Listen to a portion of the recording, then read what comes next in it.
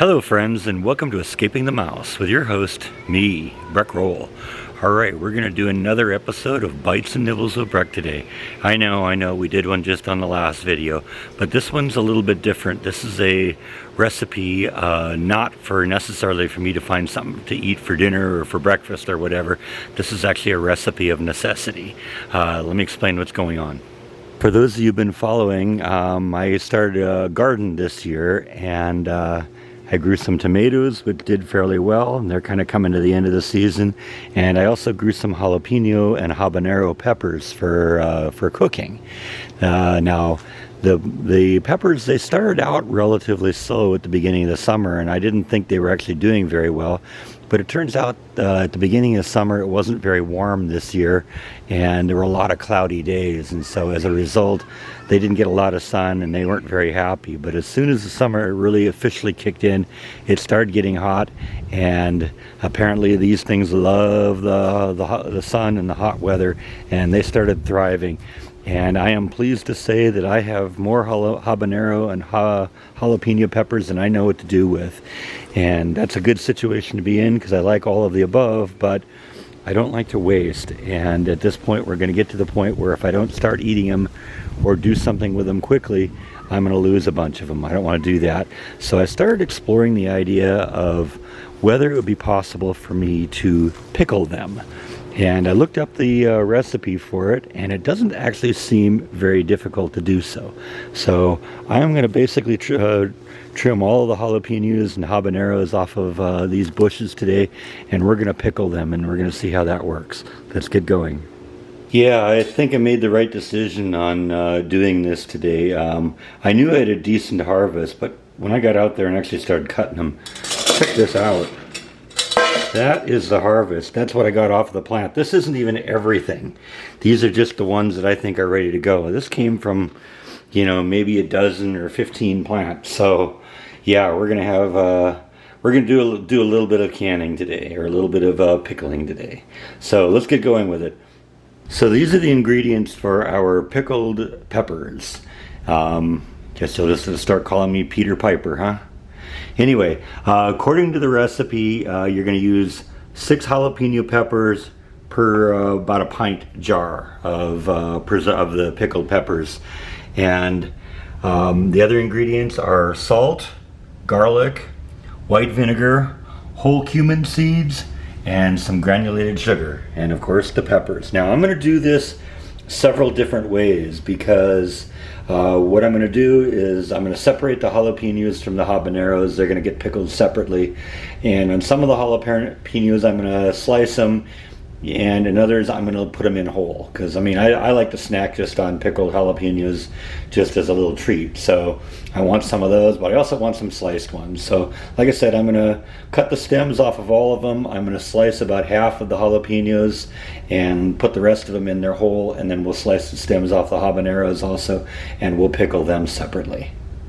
Alright, so I finished slicing up everything. Like I said, all the habanero peppers, they're just going to go in whole, but I divided the jalapenos in half, and I sliced some of them, and the others are just going to go in the jars as whole jalapenos. So now I'm going to kind of mix everything up, put it all into the jars here, and let's figure out how many jars we're going to actually produce here, because that'll be critical for the next step. Alright, so I spent a little time breaking up my garlic because they recommend putting garlic in with it. That adds a little bit to the flavor.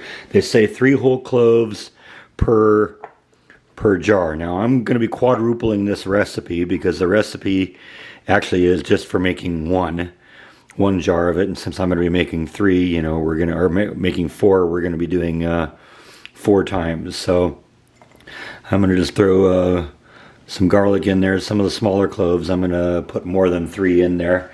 And then I'm also going to add a teaspoon of the cumin seed to each jar. So catch up with you in a minute when I'm done with that. Alright, so I got the cumin seeds in there, got the garlic in there. Next part is we need to make the pickling juice, and that's going to be done over here. So what I have here is 1.5 cups of white vinegar. And since I'm quadrupling it, it's actually 6 cups. And I have 2 tablespoons of sugar and 1 tablespoon of salt, once again quadrupled, so it's 8 tablespoons of sugar and 4 of salt. I'm going to put that into the mixture here, into the vinegar. We're going to kind of just stir it in to kind of dilute it all up, and then we're going to bring it to a boil.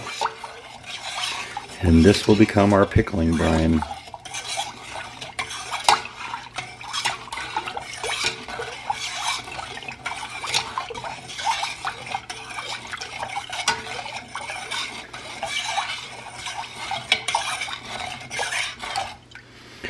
Alright, I'm going to turn the heat on and let's boil this. See you in a few minutes.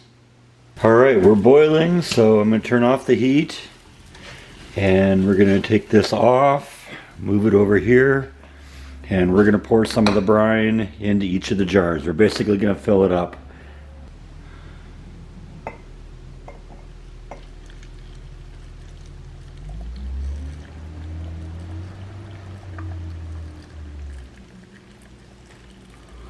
All the way to the top.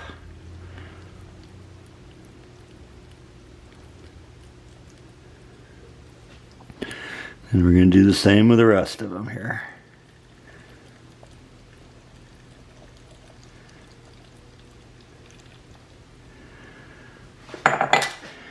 Get a little bit more of this.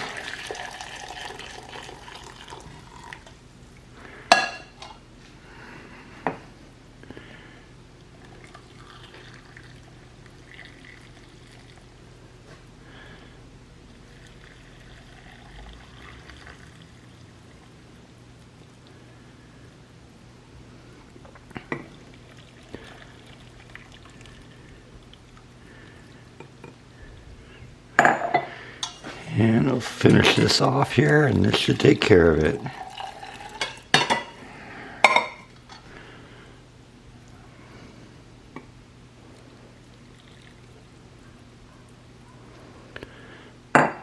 Yeah, I'm going to kind of put the lids on each of these, and that's going to push this all down because it's all kind of floating a little bit because there's a lot of air in there, but that will solve itself over time. And there we go. Got the lids on. Pretty much all the air is out of there. I've actually flipped these up and upside down a couple times just to get all the air out of the inside. And I'm going to let this cool off now. Basically come to room temperature over the next couple hours, and then we'll throw it in the fridge. Now, they mentioned in the recipe this doesn't actually can these, so this isn't something that'll last forever. They say you need to have like a pressure canner or whatever that is to do it properly, but that this should remain good for about 6 months, and maybe a little longer. You keep it in the fridge, and so we'll see how this works. This is going to be a little different than some of the vlogs I do because I'm not actually going to taste this today, but that is the process that I have been shown, and we'll see how this works. I'll report at a future vlog or a live stream or something how this turned out, but there you go. I have canned all my jalapenos, and we should be good to go now. So I think that's all that I have for today. Thank you as always for watching, and I will see you next time on Escaping the Mouse. Bon appetit!